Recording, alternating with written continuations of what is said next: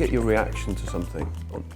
The London riots, the UK riots that happened straight after Mark Duggan, in the context of Thatcherism, in the context of what you've said, that there's no such thing as society, and the fact that over years and years and years, the individual has been glorified to look after oneself and to hell, frankly, with anybody else. Get what you can when you can.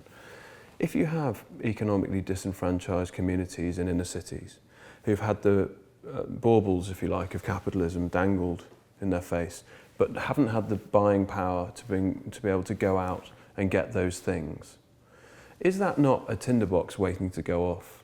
So there is an excuse, there is a reason, excuse is probably the wrong word, there is a reason to then have this sort of almost a letting, an explosion, which of course is justifiable because there is an injustice, but then chaos ensues because there needs to be that sort of expression.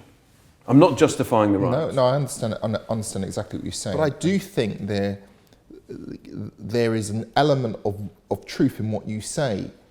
If you can only disenfranchise and deny individuals so much. There's only so much a community can take before that community reacts. Now, don't get me wrong, I'm not justifying what took place immediately after Mark's death, but it does make us, we as a society really do need to think, why? Why is it that you have this incident and it triggers such emotion across the country? We really do need, I think it's too easy just to dismiss it as, oh, that's just people being greedy and engaging in criminality. I think we as a society, if we just dismiss it like that, we're not looking for the true cause or causes of what took place, and that's to our disadvantage. Would you hazard a guess at what they are, those root causes? I do think poverty is a key. I do think when you have youngsters who feel that society isn't accepting them because of who they are, perhaps the colour of their skin, I think that's key. I do think we are living in a world, we are living in a society where the rich are becoming stupidly rich, and the gulf between the rich and the poor is just so great. I think, that's a factor.